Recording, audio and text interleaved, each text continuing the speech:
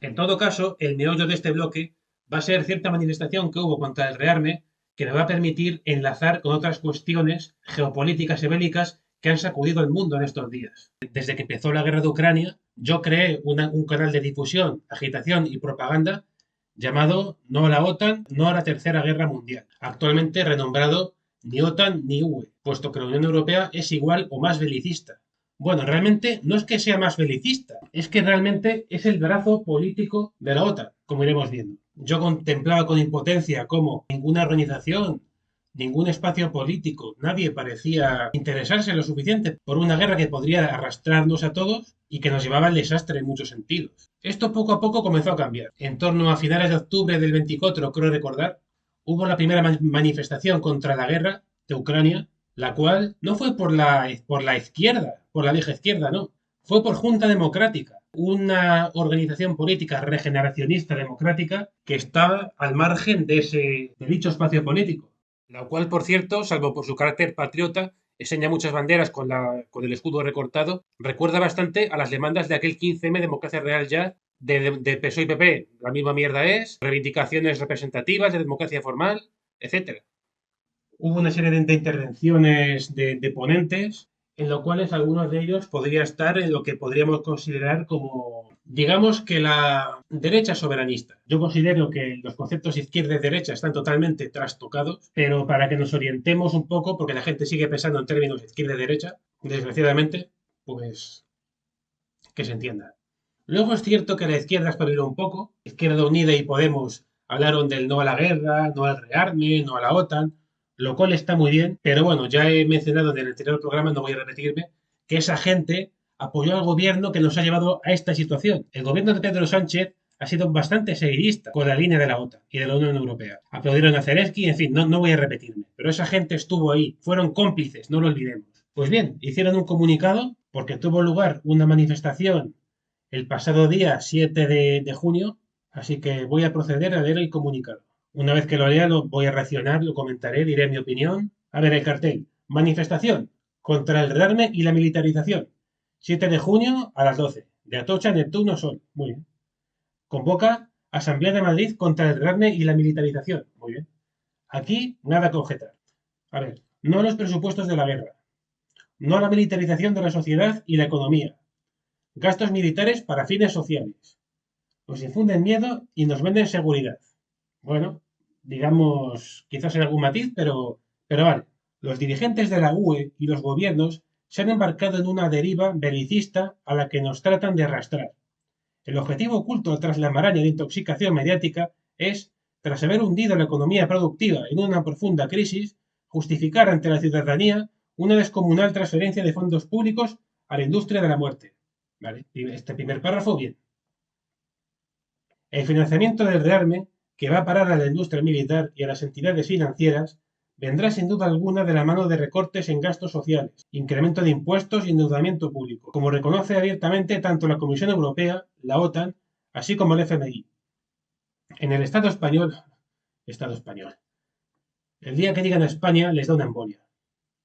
En el Estado español, como decía, la precariedad en materia laboral, vivienda, pensiones o servicios públicos es ya muy alta y el gigantesco gasto militar que el gobierno y sus apoyos parlamentarios tratan de poner en marcha, eso sí, con eufemismos, solo va a contribuir a agravarla. También tiene un pase, salvo lo de Estado español, que así no van a llegar absolutamente a nadie, porque estos negacionistas de la nación española no saben que España existe y que mucha gente se siente española, que España es mucho más que un Estado, pero en fin, sigamos. El pueblo de Madrid, que tiene una larga tradición antifascista y antimilitarista, saldrá a las calles el 7 de junio para rechazar la espiral belicista impulsada desde las instituciones y los medios de comunicación, que forman parte del bloque dominante junto a las empresas armamentísticas. Denunciar la inoculación del miedo para chantajear a una sociedad que se opone mayoritariamente a la guerra y para que acabe considerando el gasto militar como una necesidad y no como lo que es, una imposición de las élites gobernantes. Mostrar que el militarismo va dirigido a justificar retrocesos en las libertades, autoritarismo y aumento de la represión, y exigir, por tanto, la derogación inmediata de la ley Mordaza. Ay, Dios mío. Y demás leyes represivas que sirven para aplastar los movimientos populares. Conminar al gobierno a que los presupuestos de guerra se destinen a fines sociales como mejorar las pensiones y los servicios públicos. Y último punto, alto al genocidio, ruptura de relaciones diplomáticas y comerciales con Israel. Bien, tengo que reconocer que cuando leí este comunicado y llegué al último punto, fui brutalmente crítico con lo que yo consideré una inclusión con calzador de la cuestión israelí y palestina en el comunicado. Debo hacer autocrítica y reconocer que me equivoqué. Es cierto que no se menciona en ningún momento la guerra de Ucrania. Esta sigue sin ser una manifestación contra la guerra de Ucrania, o mejor dicho, contra la intervención de la OTAN en Ucrania para enfrentarse a Rusia. Lo cual, en el mejor de los casos, es un grave error, puesto que es el catalizador, es aquello que motiva el rearme. Enfrentar una supuesta amenaza rusa desencadenada, supuestamente también, por la guerra de Ucrania. Ya desmontaré eso más adelante. La cuestión es que me equivoqué, como digo, porque Israel es la gran amenaza para la paz mundial ahora mismo, tal como se ha visto. Israel puede hacer lo que le dé la gana. Tiene impunidad absoluta para bombardear a niños, a mujeres, a civiles de todo tipo, para causar centenares de miles de víctimas, millones de desplazados, ocupar países impunemente como Siria o como Líbano, que no pasa absolutamente nada. Todo esto que comento, el genocidio de Gaza, el ataque a Líbano, la ocupación de Siria, son cosas que ya sucedían antes del 13 de junio y que ya eran de por sí bastante malas. Pero es que encima, a partir de esa fecha, atacó sin previa provocación a Irán, dañando la industria nuclear civil iraní y descabezando a su cúpula militar. Ya estoy viendo que quien dirá, ¿cómo que sin provocación previa? ¿Qué pasa con Hezbollah? ¿Qué pasa con la yihad islámica? ¿Qué pasa con Hamas? Irán está financiando todos esos proxies contra Israel. Y yo diré, sí, pero es que todas las potencias hacen eso. ¿Qué pasa? ¿Que Israel no financiaba, junto con Estados Unidos y la Unión Europea, a los yihadistas sirios para derrocar al gobierno aliado de la causa palestina de Bashar al-Assad? Porque claro que lo hacía. ¿No es acaso Ucrania un proxy de Estados Unidos contra Rusia también? ¿Qué pasó con los yihadistas de Libia que derrocaron a Gaddafi, por ejemplo? Y podemos irnos hasta la contra nicaragüense en Sudamérica, Pinochet en Chile y un montón de fuerzas proxy que fueron utilizados contra aquellos gobiernos que no interesaban a Estados Unidos con independencia del credo o de la ideología que procesasen, simplemente porque no se alineaban con sus intereses de clase y geopolíticos. Precisamente, la guerra proxy era una especie de norma no escrita para que las grandes potencias regionales y globales no se enfrentasen directamente entre ellas. E Israel, y por extensión Estados Unidos, con su ataque posterior, han dinamitado por completo esas normas. Además de que fue enormemente deshonorable atacar a escasísimos días de que las autoridades iraníes se reuniesen con Donald Trump para negociar acerca del proyecto nuclear iraní, lo cual fue una auténtica puñalada por la espalda que recuerda bastante a la operación Red que llevó a cabo Ucrania con el ataque masivo con drones desde el interior del país contra la defensa estratégica nuclear rusa, que también se llevó a cabo a las puertas de una negociación. Sea como fuere, y como digo antes, esta manifestación no es una manifestación contra la guerra de Ucrania. Y eso es un grave error, cuando no una clara negligencia o una traición a la causa que dice defender. La guerra de Ucrania ha sido el catalizador del rearme, del discurso belicista y de las políticas bélicas que tenemos ahora. ¿Dónde demonios están las alusiones a esa guerra? Es que ni una palabra, ni una sola palabra. Y a su vez, la guerra de Ucrania es la prolongación de la guerra del Donbass, el cual saltó oficialmente fuera de las fronteras ucranianas, aunque Rusia ya tuviese su parte ahí. Y a su vez, la guerra del Donbass enlaza con el Euromaidán, que fue un golpe de Estado patrocinado por Estados Unidos y la Unión Europea para cargarse al gobierno de Yanukovych con el apoyo de fuerzas abiertamente neonazis, algo que se supone que estos partidos deberían haber dicho, tan antifascistas que son, como fuerzas de choque. Hubo rusos que se sintieron heridos en lo más hondo al ver cómo sus abuelos y sus padres, sus antepasados que habían dado su sangre y su sudor y lágrimas por expulsar al invasor nazi y a los nacionalistas colaboracionistas ucranianos, de repente eran erigidos como héroes nacionales. Hubo contramanifestaciones anti-Maidán, tenían también mucho de nacionalistas. Es cierto que en esa época algunos que empezábamos con el comunismo decíamos, oh, mirad, una revolución socialista por fin. No, no eran revoluciones socialistas, había comunistas, pero muchos eran revisionistas, había muchos nacionalistas. De acuerdo, ya sabemos lo emborronada que está la memoria rusa, pero sigue siendo memoria, mejor que lo que están imponiendo los nacionalistas ucranianos. Pues bien, esa gente que hicieron tiroteos de falsa bandera en la plaza de Maidán para hacer caer al gobierno, prendieron el fuego a la casa de los sindicatos, donde unos antifascistas y sindicalistas y comunistas se habían atrincherado cuando les acorralaron por una manifestación contra el Maidán que hicieron. Eso en los medios de comunicación españoles no salió. Fue un 2 de mayo de 2015. La situación escaló, el ejército ucraniano envió tropas para aplastar manifestaciones pacíficas y ahí fue cuando estalló la guerra del Donbass. Luego vinieron los acuerdos de Minsk, que el ejército ucraniano dinamitó y que por lo tanto al final siguió escalando hasta que Rusia dijo hasta aquí. No voy a permitir que haya tropas de la OTAN en mi territorio. Quiero un país neutral, quiero un país que no se alinee con la OTAN, que no tenga portaaviones y lanzadores de misiles de largo alcance que puedan alcanzar Moscú, y no quiero un gobierno que odie enconadamente la cultura y la historia y el pasado ruso que tiene Ucrania. Lo que planteaba Rusia no era ninguna locura, no era una revolución socialista, no era nada, nada. Era simplemente un país neutral que comerciase con unos y con otros. Algo que, por cierto, ya había intentado Georgia, el cual está gobernado por los representantes políticos de la, digamos, burguesía soberanista que quería entrar en la Unión Europea, pero manteniendo relaciones comerciales y diplomáticas con Rusia. Este pecado, que para Occidente eso fue un pecado, le costaría un intento de golpe de Estado en el país, una especie de pseudo-Maidán al estilo georgiano, que por suerte fracasó. Incluso países gobernados por esa derecha soberanista, como puede ser Orbán en Hungría o Erdogan en Turquía, aún siendo parte de la OTAN, y en el caso de Hungría de la UE, y por tanto teniendo las manos atadas y sin tener la suficiente fuerza política para hacerlo, sí que han intentado mantener una relación más ecuánime con Rusia. Pues bien, nada de esto se dice en el comunicado, señores. Nada. Cuando es precisamente el mal menor, porque recordemos que estaban dando palma cuando la CDU ganó junto con los socialdemócratas y lograron detener a la terrible ultraderecha nazi del AfD que tiene una secretaria general lesbiana que está casada con una inmigrante y tiene hijos adoptados. Pues bien, ese supuesto mal menor es precisamente el que ha autorizado, entre comillas autorizado, a Ucrania el envío de misiles de largo alcance Taurus para que alcancen territorio, vaga de redundancia, territorio ruso. Es más, si no recuerdo mal, creo que es el que más alcance tiene de lo que se ha suministrado a Ucrania hasta ahora. Y digo permitido porque son los propios técnicos alemanes quienes tienen que manejar eso, porque requieren una formación muy técnica y muy especializada que Ucrania no tiene. Están intentando suministrar todas las armas que pueden para que el conflicto se alargue en el tiempo, para que Rusia tenga que invertir más recursos y retrasar lo inevitable.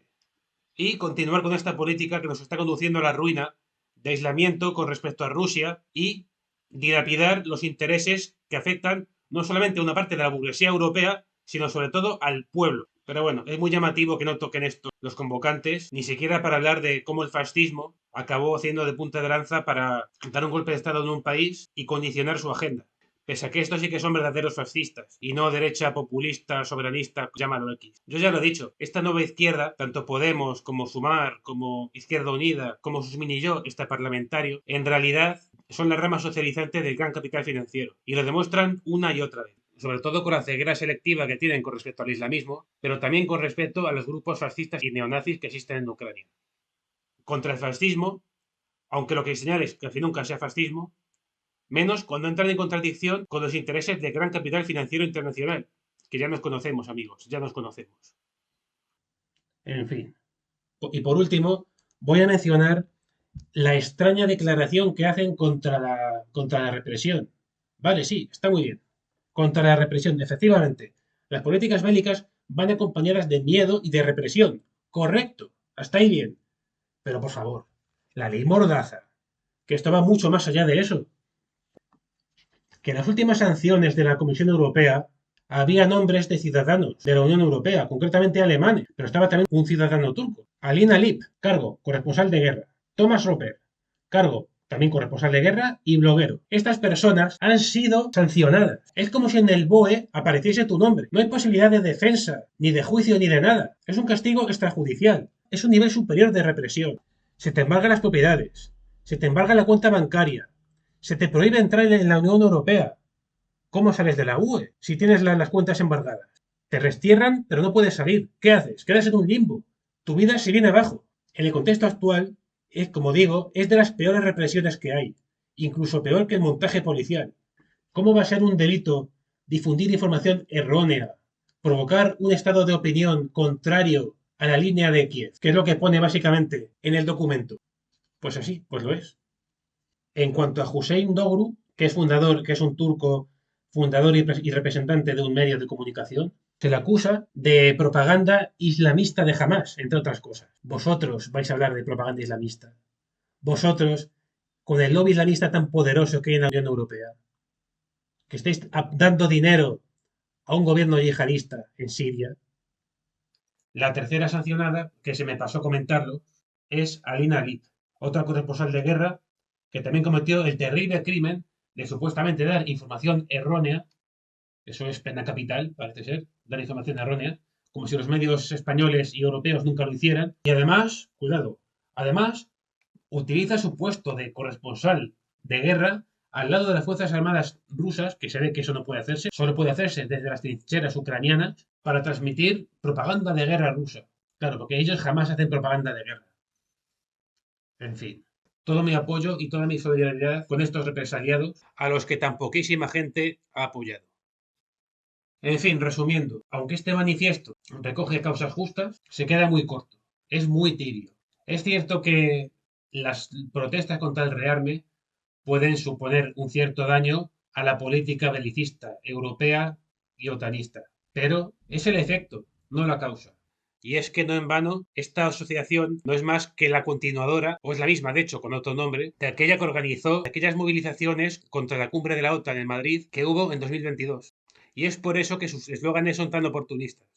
Es que, de hecho, yo me acuerdo porque asistí, era surrealista, porque quien llevaba esa plataforma no eran otros que el PC barra Izquierda Unida, aquellos mismos que estaban en ese gobierno otanista y que gobernaban en coalición con el PSOE, que era quien nos había metido en la OTAN, al fin y al cabo. En aquella ocasión hubo una escisión más combativa que fue Plataforma de Madrid contra la OTAN y las bases. Que esto sí, este 24 de junio, poco antes de que este programa sea subido, ha hecho una concentración de apenas 100 personas, desgraciadamente, para protestar contra la cumbre de la OTAN en La Haya, frente al Ministerio de Asuntos Exteriores, con eslóganes que apuntan en la dirección señalada por este programa. No a los presupuestos de guerra, paz con Rusia ya, y OTAN no, bases fuera. Es decir, justo lo que falta en este comunicado. Y es precisamente por eso que son tan pocas personas. Al fin y al cabo, es Podemos Izquierda Unida quienes más gente mueven en las calles, tanto sus militantes directos como todos estos partidos residuales y minoritarios que se apuntan a un bombardeo con esa gentuza. Estos digamos que son los residuos de aquella vieja izquierda combativa que ya entonces arrastraba unos graves defectos teóricos y que lo sigue arrastrando y que por eso está como está, pero que todavía no era un apéndice del gran capital financiero, como es esta. Un espacio con muy poco peso, se ve en las fotos que hay mucha gente mayor, y que aún así ha sido subsumido bastante por este nuevo espacio político que ha parasitado por completo el espacio militante. Digamos que su independencia de clase es nula. Al final lo que hace es acopiar de aquí y de allá distintos paradigmas pequeñoburgueses. Sea como fuere, mucho me temo que va a ser muy difícil organizar grandes protestas contra la guerra mundial. Si el frente principal se desarrolla en Israel, quizás la nueva izquierda pueda ser un motor de protesta social, siempre y cuando no sean tan traicioneros como con Siria, que de hecho seguramente sea así, porque ellos se limitan a mostrar el lado humanitario del imperialismo, lamentarse de que Israel se esté excediendo en Oriente Medio en lugar de aplicar el poder blando. Por lo que respecta a la derecha populista y soberanista, entre comillas, son tantas las filas que tienen con Israel, a Bascal solamente le falta llevar la kippah como a Milei, que obviamente no van a decir nada y lo van a jalear. De hecho, mirad a Bascal cómo jaleó la campaña estadounidense e israelí contra Irán. ¿Ahora qué, Abascal? ¿Ahora que se ha firmado el alto el fuego? ¿Qué va a pasar? ¿Ahora de repente ya no vas a jalearles? Vox es un fraude. Yo creo que la nueva izquierda, la izquierda interseccional, es el principal enemigo a batir, tanto porque ha usurpado los espacios de militancia, como porque las grandes empresas, los estados y las entidades supranacionales toman bastante de los puntos de dicha interseccionalidad. Aparte de que la nueva izquierda considera un mal menor a la gran coalición, cuando es el sector más belicista en el frente ruso que nos conduce a la guerra y a la austeridad. Pero la nueva derecha es un bluff también, ¿eh? Especialmente Vox. Vox es una falsa derecha soberanista. Es un títere de sionismo de Estados Unidos.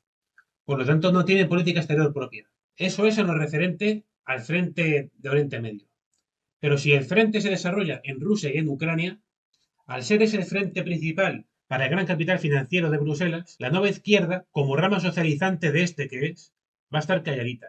En cambio, la derecha soberanista, como tiene intereses de capital en llevarse bien con Rusia, ahí sí que podría protestar.